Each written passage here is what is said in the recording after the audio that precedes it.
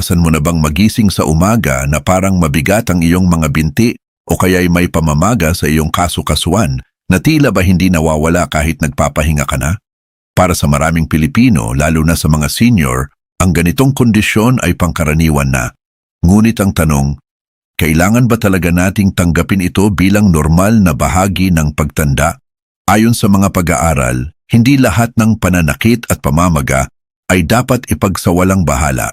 Sa katunayan, may mga natural na paraan upang mabawasan ito at isa sa pinakamahalaga ay ang tamang pagkain. Isa sa mga sustansyang dapat nating bigyang pansin ay ang collagen, isang protina na tumutulong sa pagpapanatili ng lakas at flexibility ng ating mga kasukasuan, balat at buto. Habang tayo ay tumatanda, bumababa ang produksyon ng collagen sa katawan, kaya't mas nagiging prone tayo sa pananakit at pamamaga. Pero may magandang balita, may mga pagkain na natural na mayaman sa collagen o nagpapataas nito at kabilang dito ang ilang uri ng isda na madaling matagpuan dito sa Pilipinas. Sa video na ito, ibabahagi ko ang 8 isda na hindi lamang masarap at abot-kaya, kundi napatunayan din ng research na makakatulong sa kalusugan ng iyong mga binti at kasukasuan. Samahan mo ako at tuklasin natin ang sikreto ng mas magaan at mas malusog na pakiramdam kahit ikaw ay nasa golden years na. Bago tayo magsimula, sabihin mo sa komento, anong isda ang pinakapaborito mong kainin? Baka isa ito na mayaman sa collagen. Ang bawat komento ay binabasa namin at upang makatulong sa ibang may karanasan. At kung sino yung gustong magpa-shoutout, ay comment mo na rin ang pangalan mo at taga saan ka. Pipili kami ng 5 pangalan para sa susunod na video. Ngayon, simulan na natin. 8 isda na pinakamayaman sa collagen na dapat mong kainin. Unang isda, bangus. Ang bangus, na kilala bilang pambansang isda ng Pilipinas, ay hindi lamang masarap kundi isa ring napakayamang source ng collagen-supporting nutrients. Sa aking sariling karanasan, madalas kaming magluto ng sinigang na bangus noong bata pa ako. At ngayon ko lamang lubos na naintindihan kung gaano pala ito kahalaga sa kalusugan.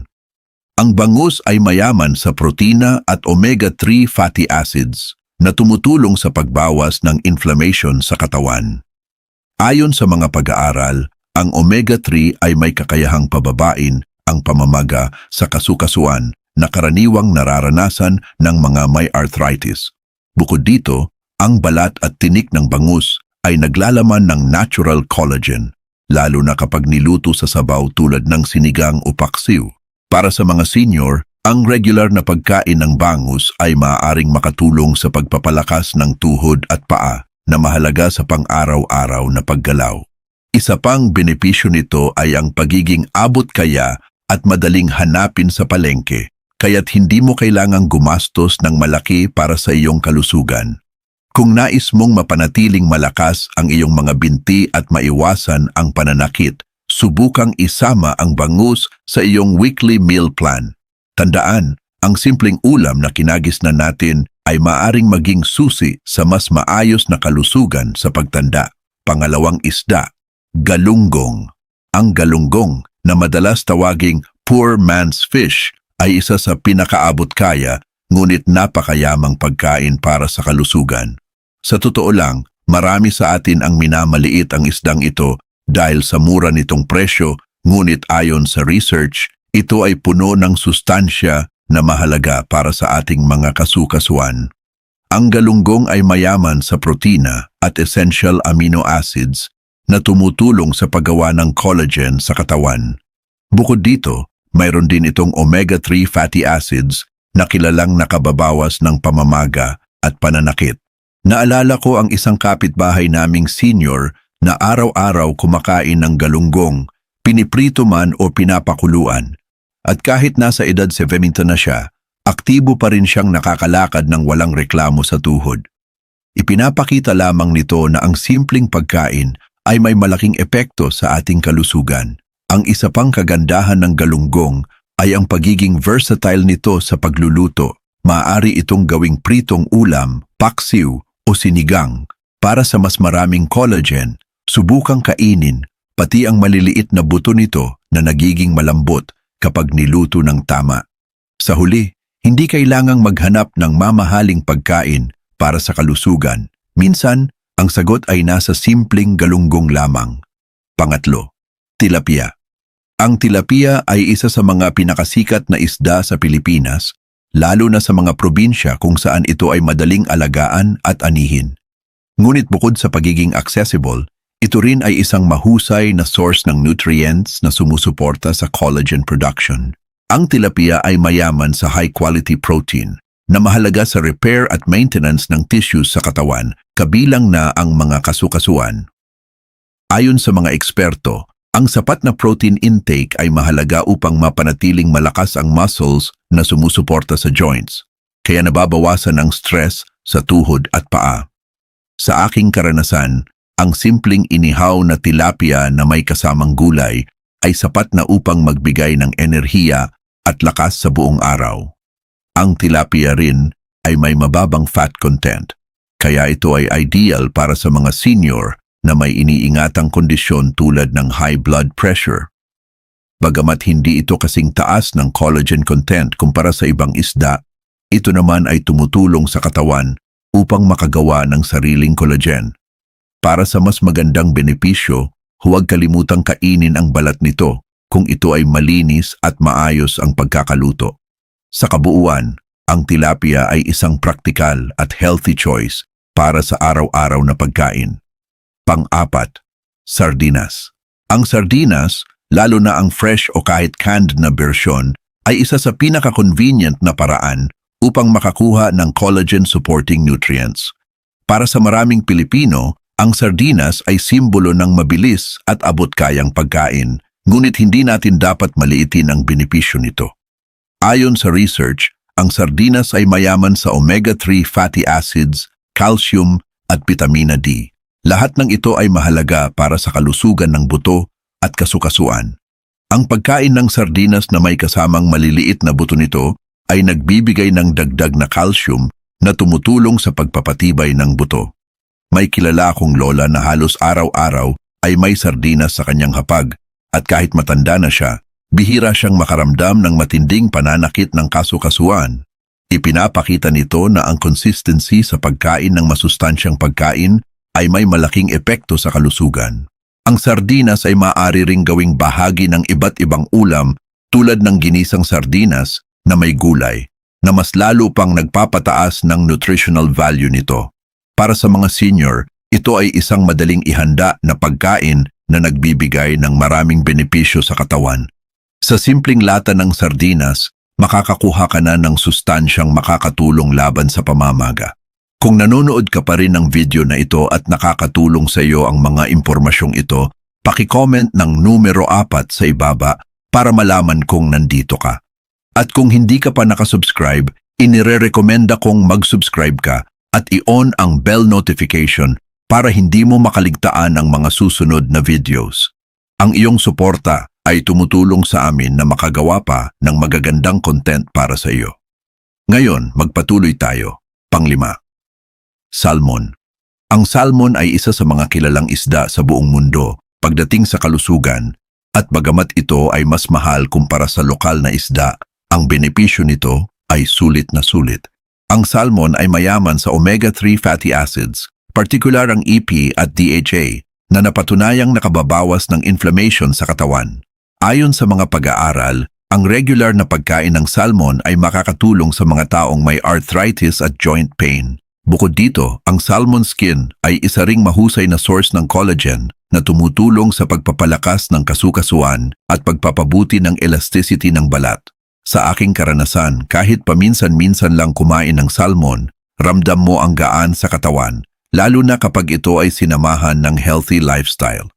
Para sa mga senior na may budget, magandang idagdag ang salmon sa kanilang diet kahit isang beses sa isang linggo. Maaari itong i-bake, i-grill o gawing soup upang mas mapanatili ang nutrients nito. Ang salmon ay hindi lamang pagkain kundi isang investment sa iyong kalusugan. Kung nais mong maranasan ang mas mabilis na pag-recover ng iyong mga kasukasuan at mabawasan ang pamamaga, ang salmon ay isa sa pinakamainam na pagpipilian. Pang-6, tamban. Ang tamban, na kadalasang ginagamit sa paggawa ng sardinas, ay isa ring napakayamang isda na dapat mong isama sa iyong diet. Ito ay maliit ngunit puno ng sustansya, kabilang na ang omega-3 fatty acids at protina na mahalaga sa collagen production. Sa mga coastal areas ng Pilipinas, ang tamban ay madaling makuha at kadalasang sariwa, kaya mas mataas ang nutritional value nito. Ayon sa research, ang mga maliliit na isda tulad ng tamban ay may mas mataas na concentration ng nutrients dahil kinakain sila ng buo, kasama ang buto at balat. Ito ay nagbibigay ng dagdag na calcium at collagen na mahalaga sa kalusugan ng kasu-kasuan. May isang matandang mangingisda na nakilala ko na halos araw-araw kumakain ng tamban at kahit matagal na siyang nasa dagat, nananatili siyang malakas at aktibo. Ang tamban ay maaaring iprito, ihawin o gawing paksiw, depende sa iyong panlasa. Para sa mas maraming benepisyo, subukang kainin ito ng buo kung kaya. Sa kabuuan, ang tamban ay isang simpleng isda na may malaking ambag sa pagpapanatili ng malusog na katawan. Pangpito, tuna. Ang tuna ay isa sa mga pinaka-popular na isda, hindi lamang sa Pilipinas kundi sa buong mundo. Ito ay kilala sa mataas nitong protein content at omega-3 fatty acids na tumutulong sa pagbawas ng pamamaga. Ayon sa mga eksperto, ang tuna ay nakakatulong sa pagpapabuti ng joint health at maaaring makatulong sa pag-iwas sa mga sakit tulad ng arthritis. Sa aking karanasan, ang tuna ay isang versatile na pagkain. Maaari itong gawing salad, ihawin o gawing bahagi ng ulam. Ang canned tuna ay isa ring convenient option para sa mga busy o senior na nais ng mabilis ngunit healthy na pagkain. Bukod sa protina, ang tuna ay mayaman din sa selenium at vitamina D na mahalaga sa bone health. Para sa mga nakakaranas ng pananakit ng tuhod o binti, ang regular na pagkain ng tuna ay maaaring makatulong sa pagpapagaan ng pakiramdam. Gayunpaman, mahalagang piliin ang tamang uri ng tuna at huwag susobra sa pagkain nito dahil sa mercury content. Sa tamang dami, ang tuna ay isang napakagandang bahagi ng healthy diet para sa mga senior. Pangwalo, dilis. Ang dilis ay isa sa mga paboritong isda ng maraming Pilipino, lalo na kapag ito ay pinirito at ginawang crispy snack o ulam. Ngunit bukod sa sarap nito, ang dilis ay isa ring powerhouse ng nutrients na mahalaga sa collagen at joint health. Dahil ito ay maliit at kinakain ng buo, nakakakuha tayo ng calcium mula sa buto nito at collagen mula sa balat. Ayon sa research, ang calcium at collagen ay mahalaga sa pagpapanatili ng malakas na buto at kasukasuan, lalo na sa pagtanda. Naalala ko ang aking lola na mahilig sa dilis at kahit matanda na siya, bihira siyang magreklamo ng pananakit ng paa. Ang dilis ay maaari ring gawing bahagi ng iba't ibang ulam tulad ng ginisang gulay o ensalada. Para sa mas healthy option, iwasan ang sobrang alat at piliing lutuin ito sa mas kaunting mantika. Sa simpleng dilis, makakakuha ka ng maraming benepisyo na makakatulong sa iyong pang-araw-araw na kalusugan. Ito ay patunay na ang maliliit na bagay ay maaaring magdulot ng malaking pagbabago. Pangwakas na kaisipan. Sa huli, ang kalusugan ng ating mga binti at kasukasuan ay hindi lamang nakasalalay sa gamot, kundi higit sa lahat sa ating pang-araw-araw na pamumuhay at pagkain. Ang 8 isda na ating tinalakay, mula sa bangus hanggang dilis, ay hindi lamang bahagi ng ating kultura bilang mga Pilipino, kundi isa ring natural na paraan upang labanan ang pamamaga at pananakit. Ayon sa mga pag-aaral, ang tamang nutrisyon ay may malaking papel sa pagpapanatili ng lakas at flexibility ng ating katawan, lalo na sa ating pagtanda. Ngunit higit sa research, makikita natin sa tunay na buhay, sa ating mga magulang, lolo at lola, na ang simpleng pagkain ng masustansyang ulam ay may malaking epekto sa kanilang kalusugan. Kaya habang maaga pa, simulan na nating alagaan ang ating katawan sa pamamagitan ng tamang pagkain. Hindi kailangang maging mahal o komplikado ang solusyon. Minsan, ito ay nasa simpleng ulam na nasa ating hapagkainan. Kung nais mong magpaalam sa pamamaga at muling maranasan ang gaan ng pakiramdam sa iyong paglalakad, Simulan mo na sa iyong plato. Tandaan, ang kalusugan ay yaman at ang bawat kagat ng tamang pagkain ay isang hakbang patungo sa mas mahabang at mas masayang buhay. Kung nagustuhan mo ang video na ito at nakatulong ito sa iyo, mangyaring i-like, mag-subscribe at i-share. Ang inyong suporta ay tumutulong sa amin na patuloy na gumawa ng magagandang content upang kayo ay mabigyan ng kaalaman at inspirasyon. Salamat sa panonood at inaasahan naming makita kayo sa susunod na video.